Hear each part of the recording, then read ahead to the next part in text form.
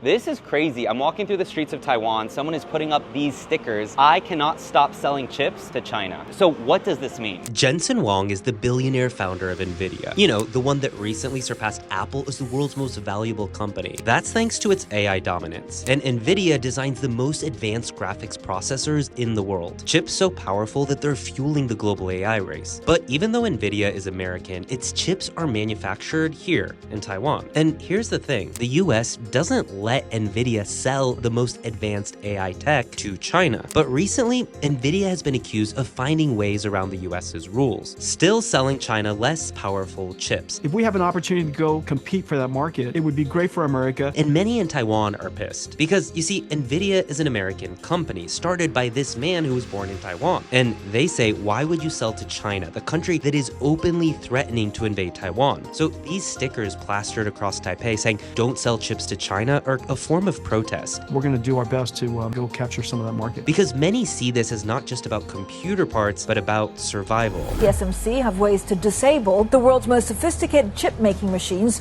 should China invade Taiwan. US officials, by the way, generals within the military in the US have suggested that China could be prepared to invade Taiwan by 2027. For years, we've been talking about the concentration, I think, of power and production, manufacturing of the world's most advanced chips in Taiwan, particularly from one company. We gradually lost the chip business, and now it's almost exclusively in Taiwan. 90% of the world's most advanced chips are made right here in Taiwan. These tiny pieces of silicon are believed to be the reason that a dangerous conflict between Taiwan and China might not actually happen. See, chips are the brains behind everything right now. iPhones, Teslas, AI supercomputers, even US fighter jets, and without them, modern life halts. TSMC, it's one of the world's most important companies and most people have never heard of it. So what is it? And why is it so important for Taiwan? It stands for Taiwan Semiconductor Manufacturing Company. It doesn't make iPhones or Teslas or PlayStations. Instead, it makes the tiny computer chips that power all of them. See, Apple designs its own chips, NVIDIA designs its own chips, but when it comes time to actually build them, almost everything turns to TSMC. And this one company on this one island produces nearly all of the world's most advanced chips. Chips so small, they're measured in nanometers. It's smaller than a virus. More than 60% of the world's chips and more than 90% of the world's advanced chips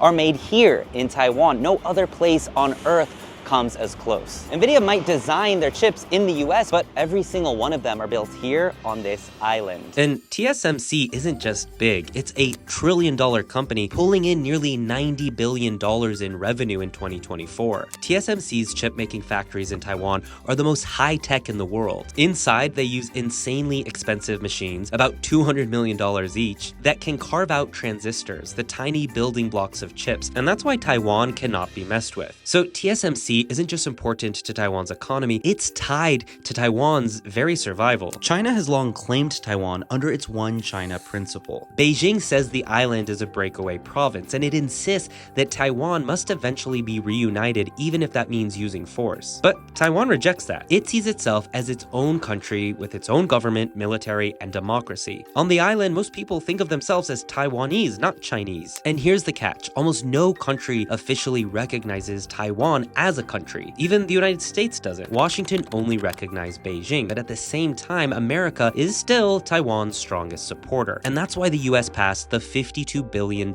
CHIPS Act. The goal here is to bring more chip making onto American soil. TSMC is spending $65 billion to build 2 advanced factories in Arizona. But here's the paradox. If the world no longer depends on this island for its most advanced chips, Taiwan could lose its most powerful deterrent against invasion. See, the more chip making that shifts out of Taiwan, the weaker that its shield becomes. In fact, Taiwan's chip industry is so important that sometimes people call it the Silicon Shield. Taiwan is a small island of just 23 million people, but it plays an outsized role in the global economy. The Silicon Shield is the idea that Taiwan's tech dominance protects it from invasion. Because of how much the world depends on Taiwan's chips, no one can afford to let this island suffer. The idea is simple. Because so many people around the world rely on these chips, everyone everyone has a stake in keeping Taiwan safe. For China, taking Taiwan by force risks destroying the very chip factories that it needs. And for the US and Europe, losing Taiwan would trigger economic collapse. That shared dependence has kept the peace so far. But with tensions rising, the shield may not be enough. Because if the world stops relying on Taiwan for chips, the silicon shield weakens. And without it, Taiwan's risk of invasion only grows. Now, what happens here if Taiwan fails? If China does invade Taiwan, it wouldn't just be a regional war. It would trigger a global depression. A full-scale invasion could wipe out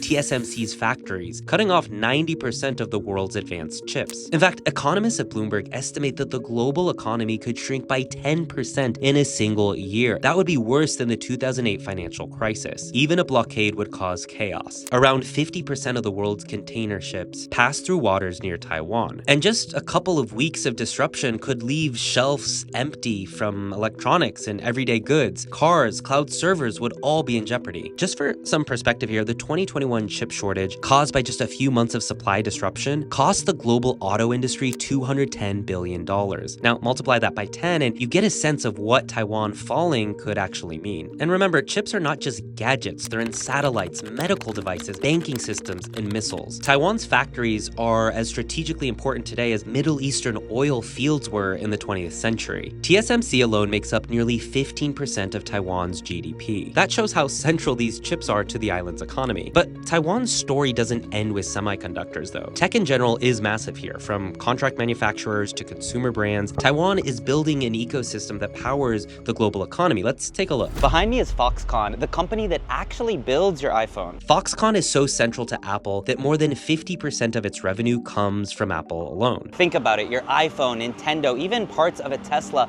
all pass through Foxconn's assembly lines. Foxconn employs 1.2 million people around the world. And then there's other companies. BenQ started off as part of Acer, then it spun off into its own brand. Today it's become one of the top makers of monitors and projectors worldwide. And Acer itself is a global PC leader with about 6% of global market share, shipping over 14 million computers a year. Asus is right alongside it with revenues topping $18 billion annually. Then there's Gogoro. It has over 500,000 electric scooters on the streets, and they're backed by a battery swapping network that powers more than 1 million rides every single day. And this is proof that Taiwan exports not just parts, but full-on ready-to-go consumer products as well. So what happens next? Even though Taiwan has a lot of friends, no country wants to be so reliant on it. The US, Japan, and Europe are investing heavily in domestic chip production. Intel is spending $100 billion on new factories. Japan is backing Rapidus, that's a $35 billion project to build cutting-edge chips at home. And China has even poured in more than $150 billion